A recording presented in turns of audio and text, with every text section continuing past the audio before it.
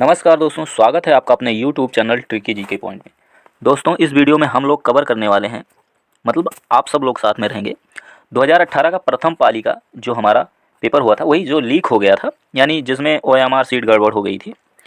तो इसको हम लोग देखेंगे। इससे क्या होगा कि प्रीवियस ईयर के जो क्वेश्चन आते हैं उनसे हमें जो है अनुभव होगा कि किस चैप्टर से कितने क्वेश्चन आते हैं, क्या क्या पढ़ना है। अभी हाल में इसको हम देख लेंगे तो इससे डिसाइड हो पाएगा कि संधि से कितने क्वेश्चन आ रहे हैं, समाज से क्या क्या आ रहा है, कौन सा क्वेश्चन आ रहा है, ठीक है।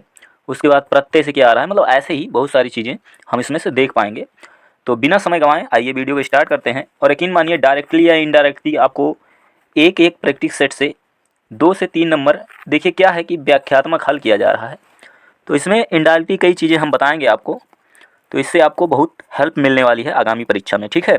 तो अगर चैनल पर आप नए हैं तो सब्सक्राइब कर लीजिए, और आप परमानेंट वीडियो व्यू करते हैं, देखते हैं, तो भी आप सब्सक्राइब कर लीजिए अगर नहीं किए हैं आप तो, ठीक है। थोड़ा सा हेल्प मिल जाता है, बस और कुछ नहीं। चलिए स्टार्ट करते हैं। तो हमारा फर्स्ट क्वेश्चन है गद्यांश का। तो क्या है कि इसमें गद्यांश दिया गया है एक, ठीक है। तो इसी गद्यांश पर आधारित प्रश्न होगा। तो आइए पढ़ते हैं पहले गद्यांश को। गद्यांश में लिखा है कि नीचे दिए गए गद्यांश को पढ़कर पूछे गए प्रश्नों के उत्तर दीजिए और अपने प्रिय तो यहाँ से शुरू है गद्यांश। लिखा है अपने प्रियजनों से। देखिए क्या होता है, इसको पढ़े ध्यान से पढ़ना चाहिए एक बार। पहले क्वेश्चन नहीं पढ़ना चाहिए, पहले ध्यान से पढ़ लेना चाहिए एक बार, कहानी की तरह प्यार से कम 2 बार पढ़ना चाहिए, क्योंकि ये इजी क्वेश्चन होते हैं। और थोड़ी सी दिक्कत में एक आध क्वेश्चन गलत हो जाता है, आपको पता है। यहाँ 1/2 माइनस मार्किंग है, बहुत बड़ी बात हो जाती है। तो इसको पहले ध्यान से पढ़ना चाहिए। तो हम भी पढ़ लेते हैं, आइए देखते हैं। आपने पढ़ा तो होगा ही वैसे, लेकिन फटाफट कर लेते हैं। अपने प्रियजनों से रहित राज्य किस काम का? अपने प्रियजनों से रहित राज्य किस काम का? प्यारी मनुष्य जाति का सुख ही जगत में मंगल का मूल साधन है। बिना उसके सुख के अन्य सारे उपाय निष्फल हैं। धन की पूजा से ऐश्वर्य, बल, तेज और पराक्रम नहीं प्राप्त होने का, चैतन्य आत्मा की पूजा से ही ये पदार्थ प्राप्त होते हैं, ठीक है। और चैतन्य पूजा ही से मनुष्य का कल्याण हो सकता है। और समाज का पालन करने वाली दूध की धारा जब मनुष्य के प्रेममय हृदय, निष्कपट मन और मित्रतापूर्ण नेत्रों से निकलकर बहती है, तब वही जगत में सुख के खेतों को हरा भरा और प्रफुल्लित करती है, और यही उनमें फल भी लगाती है। तो ये सारी चीज़ें थी। तो आइए देखते हैं इसका हल क्या होता है, ठीक है। तो इसमें क्वेश्चन जो पूछे गए हैं वो क्वेश्चन है कि किससे रहित राज्य किस काम का। हमने ऊपर ही डबल बार जो है अंडरलाइन किया था कि प्रियजनों से रहित राज्य किस काम का, पहली ही लाइन लिखी गई थी। तो ऐसे इजी क्वेश्चन इसमें आते हैं, ठीक है। तो लिखा है गद्यांश की प्रथम पंक्ति में ही स्पष्ट रूप से उल्लिखित है कि अपने प्रियजनों से रहित राज्य किस काम का। तो ऐसे ही सिंपल क्वेश्चन होंगे, इसको फटाफट हम लोग देखते हैं, फिर आगे की चीज़ें हम लोग थोड़ा डिटेल में समझेंगे, ठीक।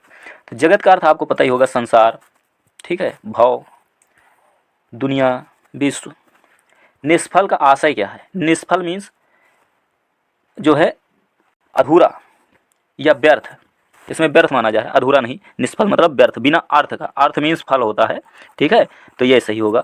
अधूरा मतलब नहीं, अधूरा मतलब आधा अधूरा, ठीक है। निष्फल मतलब निष्फल, वो अलग ही चीज़ हो जाती है, ठीक। उसके बाद अगला क्वेश्चन है, सुख के खेतों को हरा भरा और प्रफुल्लित करने का अर्थ क्या है? इसको पढ़ोगे तो वैसे ही आप कर पाओगे। जीवन को सुखमय बनाना, जीवन को दुखमय बनाना, खेतों की सिंचाई करना, जीवन को संकट में डालना। तो आप ऊपर पढ़े रहोगे तो आराम से इजीली आप कर पाओगे इसको। तो इसमें बहुत ज़्यादा परेशान होने की बात नहीं है। तो आइए अब देखते हैं अपना 5th नंबर क्वेश्चन। तो देखिए इसमें 4 क्वेश्चन ही पूछे गए थे, ठीक है। तो 5वां क्वेश्चन अपना जो है अब क्या हो गया है, ये 5वां क्वेश्चन आ गया है। निम्न में दीर्घ स्वर कौन सा है? दीर्घ स्वर की बात कर रहा है। दीर्घ स्वर, देखिए दीर्घ स्वर ई है। कौन सा है? ई। क्यों? क्योंकि अपने यहाँ केवल जो है स्वरों को 3 भागों में बांटा गया है, दीर्घ स्वर, ह्रस्व स्वर और संयुक्त स्वर। दीर्घ स्वर में यही 3 आते हैं। कौन से? जो दीर्घ संधि में यूज होते हैं। वैसे दीर्घ संधि में री भी यूज होता है, लेकिन यही बड़ा आ, बड़ी, बड़ऊ। तो बड़ा है तो मतलब दीर्घ ही है, बड़ा बड़ा करके बोलते ही हैं यूपी में। और ये छोटा आ, छोटी ई, और यहाँ पर छोटा ऊ रहेगा, ठीक है। ये गलती से लिख गया है, छोटा ऊ रहेगा। उसके बाद ए, आए, ओ, आओ। देखिए ये क्या होता है कि ये संयुक्त स्वर माने जाते हैं, क्योंकि ये 2 अलग अलग स्वरों से मिलकर बने होते हैं, ठीक है। तो इसलिए संयुक्त स्वर के उदाहरण हैं। इसी तरह से हम सारे क्वेश्चन देखने वाले हैं। तो अगर आप चैनल पर नए हैं तो सब्सक्राइब जरूर कीजिएगा, वीडियो अच्छी लगेगा तो लाइक कर दीजिएगा, ठीक है। निम्न में अंतःस्थ व्यंजन कौन सा है? देखिए अंतस्थ व्यंजन यारा लावा, यही अंतस्थ व्यंजन होते हैं। ठीक है, कई बार परीक्षा में पूछा जाता है, बहुत बार रिपीट होता रहता है, तो इसको आराम से याद कर लीजिएगा। अंतस्थ व्यंजन केवल 4 हैं। ठीक है, और ऊष्म व्यंजन में ये आते हैं। ऊष्म व्यंजन वो व्यंजन होते हैं जिसको बोलने में जो है शरीर से यानी मुख से जो हवा निकलती है बोलने में वो गर्म हो जाती है, रगड़ के हवा निकलती है। सा सा सा हा हम लोग ऐसे बोलते हैं, तो हवाएं रगड़ के निकलती हैं। ठीक है, उसके बाद गा और जा जो है स्पर्श व्यंजन है। ठीक है, आइए देखते हैं अगला क्वेश्चन। अगला है, निम्न में अल्प प्राण व्यंजन कौन सा है। देखिए, अल्प प्राण महाप्राण होता है, अल्प प्राण और महाप्राण। ठीक है, अल्प प्राण महाप्राण।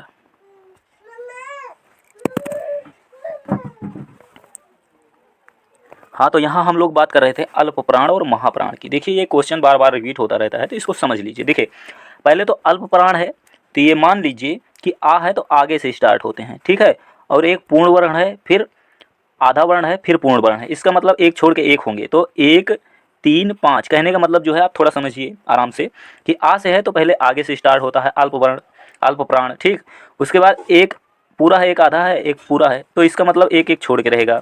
तो 1 3 5 ये होते हैं किसी भी वर्ग के, ये तो आपको पता होगा वर्ग वाला। बाकी चीज़ें अभी डिटेल में देखते हैं। इसी तरह महाप्राण जो होते हैं वो 2 और 4 किसी भी वर्ग का दूसरा और चौथा जो होता है वो जो है महाप्राण होता है। प्राण मीन्स होता है वायु। ठीक है, इसको अभी देखते हैं ध्यान से। आइए यहाँ पढ़ते हैं। तो इसमें जो है अल्प प्राण व्यंजन कौन सा है, तो अल्प प्राण गा वाला होगा। क्यों? क्योंकि 1 3 5 तो का खा गा पे आएगा ये। ठीक है, इसलिए ये सही हो जाएगा। अभी देखते हैं इसमें ध्यान से, सारी चीज़ें पढ़िए, अभी बताया गया है। गा अल्प प्राण व्यंजन है जिन व्यंजनों के उच्चारण में श्वास अल्प मात्रा में निकले और उसे हकार जैसी ध्वनि नहीं होती है, उसमें हकार जैसी ध्वनि नहीं होती है। मतलब खा घा ऐसी चीज़ें आपको नहीं मिलेगी। मतलब इसको बोलने में हा की ध्वनि आखिरी में निकलती है। जैसे खा बोलोगे आपको लगेगा, जैसे खा आप लिखते कैसे हो, इंग्लिश को आप ध्यान दीजिए तो आप समझ पाएंगे, KH। ठीक है, और उससे जी को गा लिखते हो लेकिन GH लिखते हो, तो हकार वाली ध्वनियाँ निकल, तो इसी को कह रहे हैं। आप थोड़ा सा रिलेट करके समझेंगे, चीज़ें समझ में आएगी। तो उन्हें अल्प प्राण व्यंजन कहते हैं। ठीक है, और प्रत्येक वर्ग का पहला, तीसरा और पांचवा अल्प प्राण होता है। और अंतस्थ व्यंजन, ठीक है, इतने ही होते हैं अल्प प्राण। अंतस्थ व्यंजन और पहला, तीसरा और पांचवा, ठीक है, ये अल्प प्राण में आते हैं। ठीक, उसके बाद हम स्टार्ट करते हैं अगला क्वेश्चन। अगला क्वेश्चन है, निम्न में से घोष वर्ण कौन सा है। तो ऐसे घोष वर्ण भी आते हैं। घोष वर्ण जो होते हैं इनको सघोष भी कहते हैं। क्या कहते हैं? सघोष। चाहे घोष कहो चाहे सघोष कहो। और अघोष जो होते हैं वो अघोष ही होते हैं। तो इसमें भी आ है तो आगे वाले 1 और 2 ये अघोष होते हैं। ठीक है, आगे वाले 1 व 2 अघोष होते हैं। यहाँ देखिए सघोष घोष सहित है तो 3 4 5 आएगा। अघोष आ से है तो आगे से भी रहेगा अल्प प्राण की तरह, लेकिन ये लगातार रहेगा। ठीक है, क्योंकि इसमें आधा और पूरा वर्ण है नहीं। ठीक है, तो इस तरीके से हम समझ पाएंगे। तो आइए इसको डिटेल में थोड़ा देख लेते हैं। ठीक, डिटेल में ये है कि ज घोष वर्ण है। ठीक है, नाद की दृष्टि से जिन व्यंजन उच्चारण से स्वतंत्रियाँ झंकृत होती हैं, स्वर तंत्रियाँ, ठीक है, जहाँ से आवाज़ निकलती है वहाँ झंकार होगा, वह घोष वर्ण हैं। प्रत्येक वर्ग का तीसरा, चौथा और पांचवा, हमने बताया था क्या 3 4 5 क्या है, ये सघोष हैं या घोष हैं।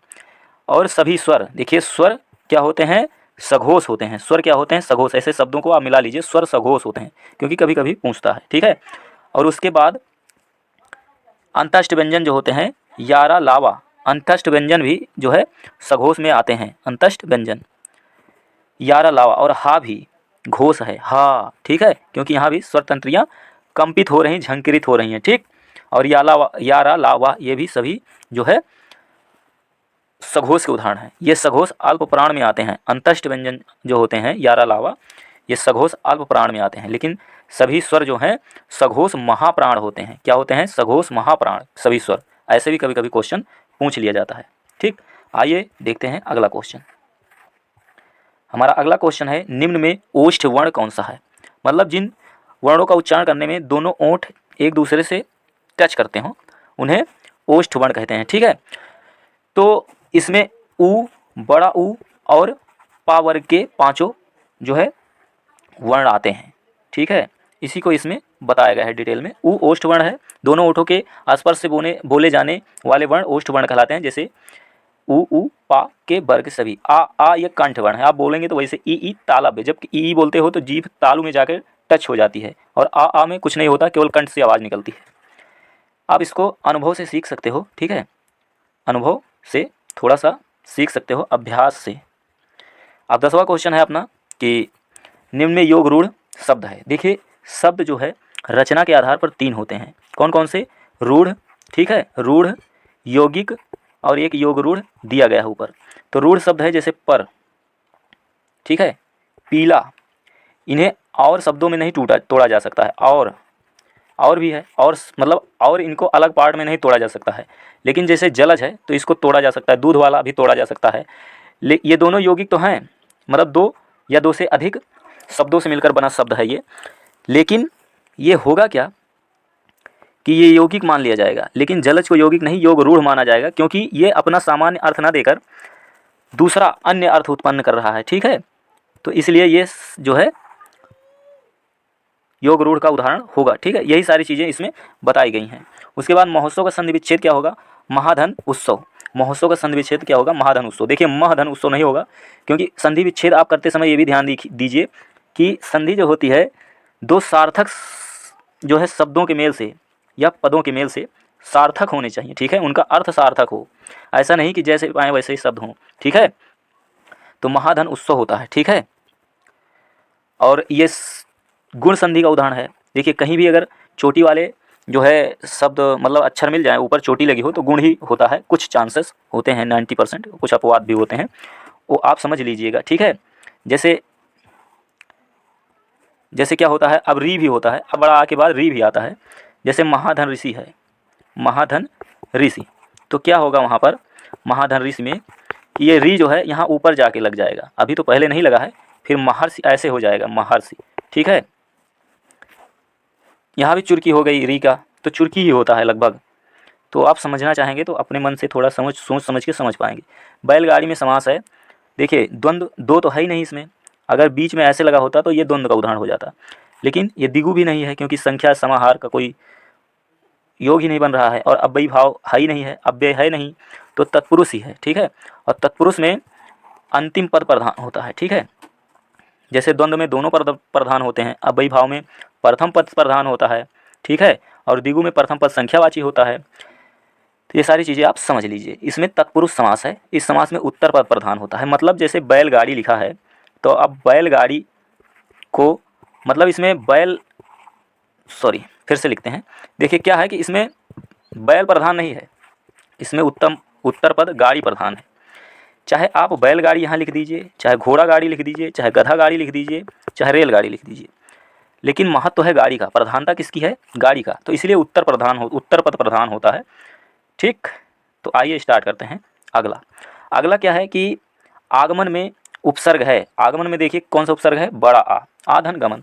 इजी तरीके से आप समझ सकते हैं, ठीक है। तो उपसर्ग से भी क्वेश्चन आते हैं और प्रत्यय से भी आते हैं, और हर एक जो है प्रैक्टिस सेट में मैंने देखा है प्रीवियस ईयर के, ये क्वेश्चन आते ही आते हैं, तो इसको आप देख लीजिएगा, ठीक है। जैसे रसोई, रसोईया, रसोई धन या। रसोई हम देखते हैं तो ऐसे लिखा रहता है, तो ऐसे तो लगेगा कि या है, लेकिन इसको याद रखिएगा यहाँ पर या लगा हुआ है, ठीक है। तो ये होगा रसोईया। तो घबराने की ज़रूरत नहीं है, कोशिश करेंगे फटाफट हम सब कुछ पूरा करवा लें पेपर तक, और ऐसे आप साथ बने रहेंगे तो हम जल्दी जल्दी सारे वीडियो अपलोड कर देंगे। निम्न इसमें कौन सा तत्सम है? तत्सम उसके समान, संस्कृत समान, ठीक है। तो क्षेत्र यहाँ पर तत्सम है, संस्कृत समान। भाई गधा का गर्दभ होगा, घर का गृह होगा, और गाय का गो होगा। गौ नहीं होता है, गो होता है, ध्यान दीजिएगा, ठीक है। गाँव में गौ कह देते हैं, लेकिन गौ नहीं, गो होता है संस्कृत में, इस चीज़ को ध्यान दीजिएगा, ठीक है। बाकी 16 नंबर क्वेश्चन देखते हैं।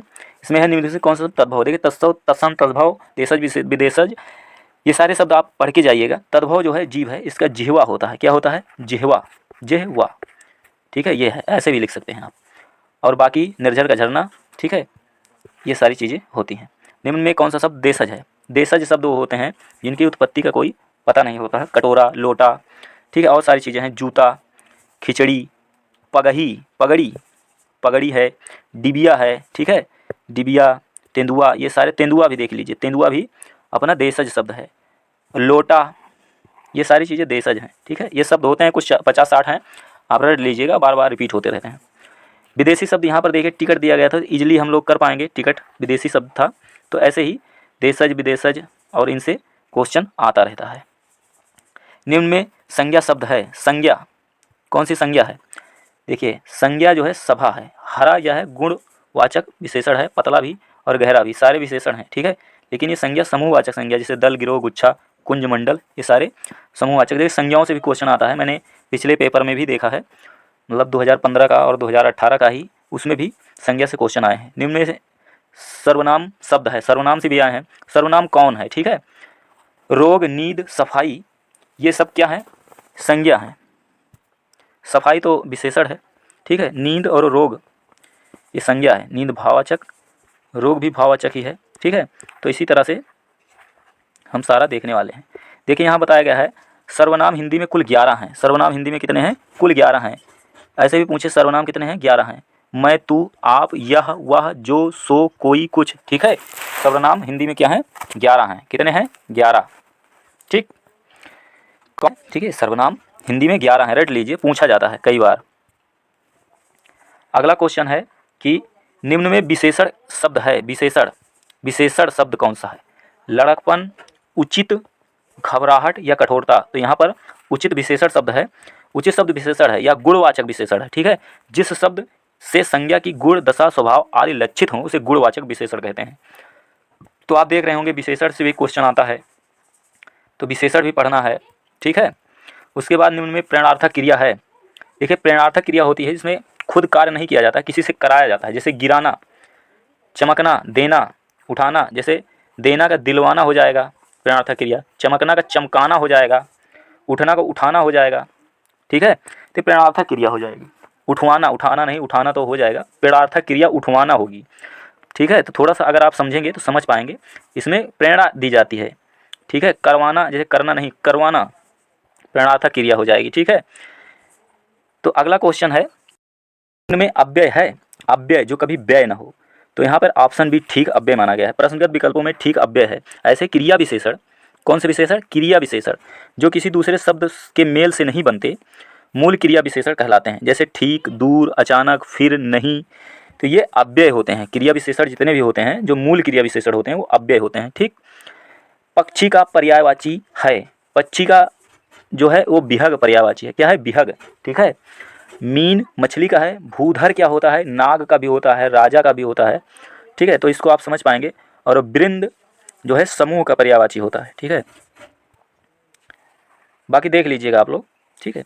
जैसे पक्षी का और पर्यायवाची है खग, पखेरु, परिंदा, अंडज, ठीक है। भूधर पर्वत और मीन मछली का पर्यायवाची है। देखिए भूधर पर्वत का तो होता ही है, राजा का भी होता है, ठीक है, भूपति, भूधर। और उसके बाद नाग का भी होता है। आपने पढ़ा होगा कि नाग को पृथ्वी ने जो है अपने फन पर रखा है, तो इसलिए उसको भी भूधर माना जाता है।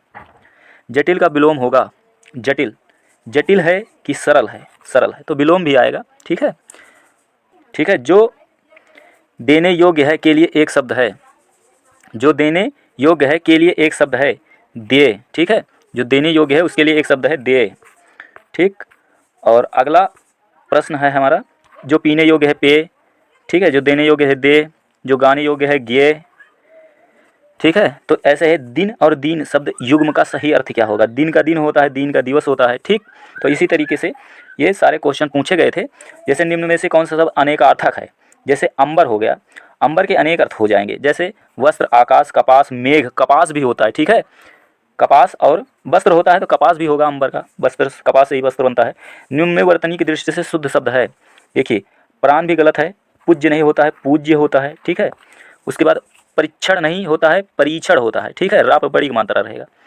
उसके बाद परीक्षा सही शब्द है, ठीक है। तो शब्द शुद्धि से भी क्वेश्चन आते हैं, आप तैयार कर लीजिएगा। हालांकि कुछ शब्द शुद्धि हैं वो मैं देने वाला हूँ बहुत जल्द। निम्न में वर्तनी की दृष्टि से अशुद्ध शब्द है, अशुद्ध जो शुद्ध ना हो वर्तनी की दृष्टि से। देखिए प्रमाणिक नहीं होता है, प्रामाणिक होता है। प्रमाण बनता कैसे है, प्रमाण धन इक से, प्रमाण धन इक से बनता है। तो जब इक लग जाता है तो यहाँ आ जो है वो फालतू कर देता है। इसे आप जो है जब प्रत्यय का नियम पढ़ोगे तो वहाँ समझ पाओगे, ठीक है। प्रामाणिक होता है कोई चीज़, प्रमाणिक नहीं होता है। निम्न में अधिकरण कारक का प्रसर्ग कौन सा है। अधिकरण पर होता है, में होता है, में, जैसे घर में, ठीक है, डाल पर। तो इसी तरीके से हम पूरा जो है अभी फटाफट समझने वाले हैं। तो देखिए अगला क्वेश्चन है, निम्न में पुल्लिंग शब्द कौन सा है। पुल्लिंग तो देखिए स्त्रीलिंग पुल्लिंग के मैंने बताया था, आप एक वाक्य गढ़ लीजिए। क्या गढ़ लीजिए, वाक्य। क्षमा करना चाहिए या क्षमा करनी चाहिए। क्षेत्र होता है यानी क्षेत्र होता है या होती है, घटना होती है ना, रीति रिवाज होता है, ठीक है।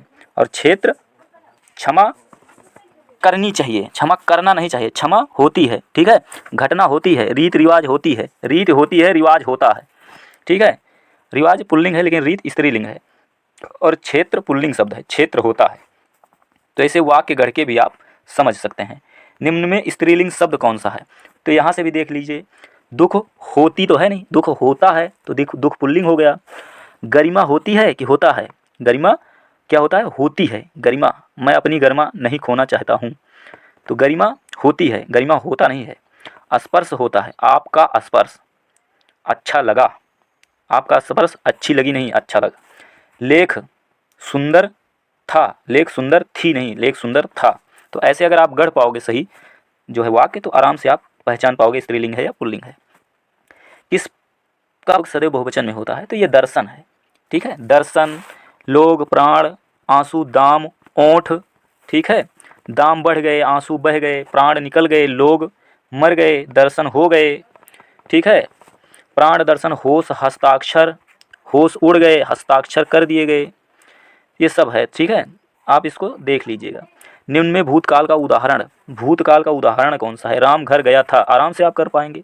भूतकाल का उदाहरण देखिए, शब्दों के काल से भी क्वेश्चन आता है। पिछले वीडियो में आपने देखा था, वहाँ पर पूछा गया था पूर्ण भूतकाल का उदाहरण कौन सा है। निम्न में भाववाच्य है, मोहन पुस्तक पढ़ता है, श्याम पत्र लिखता है, मोहन से बैठा नहीं जाता, यही भाववाच्य है, ठीक है। भाववाच्य, मोहन से बैठा नहीं जाता। कर्तवाच्य, कर्मवाच्य, भाववाच्य, 3 प्रकार के वाच्य होते हैं, इसको समझ लेंगे एक दिन। मोहन से बैठा नहीं जाता, वाक्य में भाववाच्य है। क्रिया का वह रूपांतर जिससे वाक्य में क्रिया अथवा भाव की प्रधानता का बोध हो, भाववाच्य कहलाता है, ठीक है। वाक्य में भाववाच्य है, किसमें? मोहन से बैठा नहीं जाता। क्रिया का वह रूपांतर जिससे वाक्य में क्रिया अथवा भाव की प्रधानता का बोध हो, भाववाच्य कहलाता है, ठीक है। इसको हम समझाएंगे एक नया वीडियो बना के आपके लिए। तो निम्न में कौन सा वाक्य मिश्र वाक्य है? मिश्र वाक्य कौन सा है? देखिए, मैंने पिछली वीडियो में भी आपको बताया था, ये मिश्र वाक्य जो होते हैं, एक तो पूर्ण वाक्य होगा, स्वतंत्र वाक्य होगा, और दूसरा आश्रित उपवाक्य होगा। जैसे विद्वान सब जगह पूजा जाता है, तो ये तो हो गया साधारण। अच्छा लड़का माता पिता की आज्ञा मानता है, ये भी साधारण वाक्य हो गया, ठीक है। अब इसका नेक्स्ट जो होगा वो यहाँ ऊपर है, आइए देख लेते हैं। और ये है, राम वह पुस्तक राम की है, ये भी साधारण वाक्य है। लेकिन अगला है कि सवेरा हुआ तब हम लोग बाहर गए। तो देखिए, सवेरा हुआ तब हम लोग बाहर गए, ये आश्रित उपवाक्य है, ठीक है। क्योंकि जब तक सवेरा नहीं हुआ तब तक ये काम नहीं होगा, तो एक जो है दूसरे पर आश्रित होता है। आइए थोड़ा सा इसको डिटेल में समझते हैं, क्योंकि ये इससे क्वेश्चन बन ही जाता है। हर चैप्टर में, हर प्रैक्टिस सेट में ये क्वेश्चन मिला है। जब सवेरा हुआ तब हम लोग बाहर गए, वाक्य मिश्र वाक्य है या मिश्रित वाक्य है जिन वाक्यों में एक प्रधान उपवाक्य हो और अन्य आश्रित उपवाक्य हों, तथा जो आपस में की, जो, यो, क्योंकि, जितना, उतना, जैसा, वैसा, जब, तब, जहाँ, वहाँ, जिधर, उधर, अगर, यदि, तो, यद्यप, तथा आदि से जुड़े हों, उन्हें मिश्रित वाक्य कहते हैं, ठीक है। इसे ध्यान रखना इन सारे शब्दों को। बाकी जो संयुक्त वाक्य होते हैं तो दोनों अलग अलग स्वतंत्र उपवाक्य होते हैं, तो उनको तो समझ ही पाओगे आप। मैंने विद्यालय जाना है, वाक्य में अशुद्ध अंश है, तो भाई कौन कहता है मैंने विद्यालय जाना है? सभी कहते हैं कि हमें विद्यालय जाना है, जब कई लोग होते हैं साथ में। लेकिन अकेले होते हैं तो कहते हैं मुझे विद्यालय जाना है, ठीक है। तो ये मैंने नहीं होगा यहाँ पर, ठीक है। तो देखिए, वाक्य शुद्धि से भी प्रश्न आता है, पिछले भी मैंने प्रैक्टिस सेट में देखा था, इसमें भी है। तो ये सारे जो चैप्टर हैं और 2 क्वेश्चन 3 क्वेश्चन आ ही जाते हैं, तो इसको ढंग से देख के जाना। प्रश्न चिन्ह तो पता ही है आपको, ये पूर्ण विराम है और ये जो है अर्ध विराम है ये, ठीक है। और ये जो है आपको विस्मयादि बोधक चिन्ह है, और अल्प विराम जो होता है ये होता है, ठीक। अर्ध विराम, अल्प विराम में थोड़ा सा कन्फ्यूजन होता है, इसको आप देख लीजिएगा। अल्प विराम जो होता है वो कॉमा जो होता है वो अल्प विराम होता है, और ये जो बूंदी रख के फिर एक ऐसे होता है, देख पा रहे हैं, अर्ध विराम है, ठीक है। थोड़ा सा इसमें कन्फ्यूजन हो जाता है। आसमान फट जाना, आसमान फट जाना मतलब मुहावरे का सही अर्थ क्या है? आसमान फट जाना, आसमान फट जाना मतलब अचानक आफत आ पड़ना, अचानक आफत आ पड़ना। और बहुत शोर करना मतलब आसमान सर पर उठा लेना, बहुत शोर करना, ठीक। तो देखते हैं अगला, स्वावलंबी होने के लिए सही मुहावरा है। तो स्वावलंबी होने के लिए सही मुहावरा है कि पैरों पर खड़ा होना, देखिए यहाँ पर अर्थ दे दिया गया है, मुहावरा पूछ लिया गया है, ठीक है। तो ऐसा भी हो सकता है और मुहावरे से भी कन्फर्म क्वेश्चन आ रहे हैं, तो इसको आप देख लीजिएगा। हालांकि मैं करवाऊँगा, ठीक है, फटाफट रोज़ 2 वीडियो 3 वीडियो में प्रोवाइड कराऊँगा। बोए पेड़ बबूल के तो आम कहाँ से होए, लोकोक्ति का सही अर्थ क्या होता है? मतलब जैसा कर्म करोगे वैसा फल मिलेगा, जितना पढ़ोगे उसी हिसाब से नंबर मिलेगा। तो मेहनत से पढ़ो, जैसा कर्म करोगे वैसा फल मिलेगा।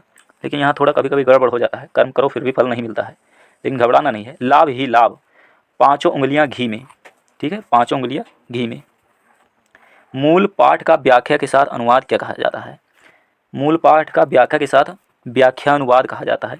ये आपका एक चैप्टर है पत्र लेखन और ऐसे करके है, उसमें से ये है। मूल पाठ का व्याख्या के साथ अनुवाद व्याख्यानुवाद कहलाता है। स्रोत भाषा के प्रत्येक शब्द का लक्ष्य भाषा के प्रत्येक शब्द में यथावत अनुवाद शब्दानुवाद कहलाता है, ठीक है।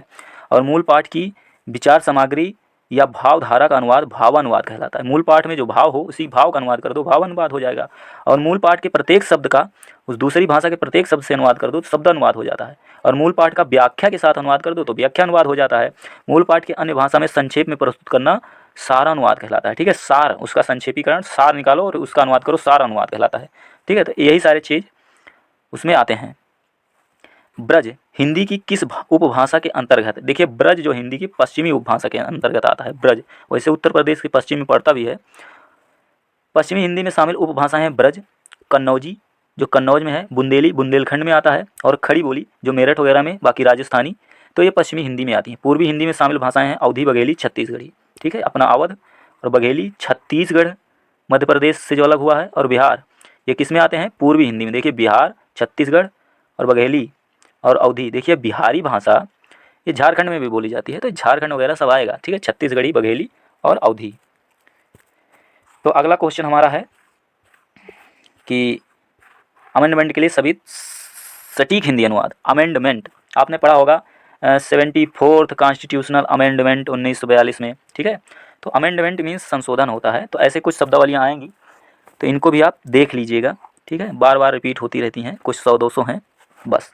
सूरसागर के रचयिता, सूरसागर के रचयिता कौन है? सूरदास जी हैं, बात खत्म। इनकी 3 रचनाएं हैं, बस इतनी ही, सूरसागर, सूरसारावरी और साहित्य लहरी। निम्न में रीतिकाल का कवि कौन है? रीतिकाल का कवि कौन है? बिहारी सतसई बिहारी रीतिकाल के कवि हैं, ठीक। सूर्यकांत और जयशंकर प्रसाद जी, सुमित्रानंदन पंत जी, और एक है महादेवी वर्मा जी। ये कहाँ हैं? छायावादी के हैं। कहाँ के हैं? छायावादी के, ठीक है। उसने कहा था, किसने कहा था? किसने कहा था भाई? चंद्रधर शर्मा गुलेरी ने कहा था। इनकी और रचनाएं हैं घंटाघर, धर्म प्राण वृक्ष, पाठशाला, बुद्धू का कांटा, सुखमय जीवन, हीरे का हीरा, ठीक है, हीरे का हीरा। और 50 नंबर का क्वेश्चन है, उर्वशी किसका काव्य है? तो रामधारी सिंह दिनकर जी का है। रश्मरथी, हुंकार, कुरुक्षेत्र, परशुराम की प्रतिज्ञा और हाहाकार, ये भी रामधारी सिंह दिनकर का है। तो ये भी क्वेश्चन जो है कृतियाँ और लेखक से आते हैं। तो ये हुआ अपना 50 क्वेश्चन हिंदी का। जीके का हम किसी अन्य वीडियो में कंप्लीट करेंगे। तो अगर आप चैनल पर नए थे तो चैनल को सब्सक्राइब जरूर कीजिएगा, अपना सपोर्ट बनाइएगा, थोड़ा सा हमें हेल्प मिल जाएगी तो हम और सारी वीडियो फटाफट अपलोड करेंगे, हमको भी थोड़ा उत्साह महसूस होगा, ठीक है। तो मिलते हैं नेक्स्ट वीडियो में, धन्यवाद।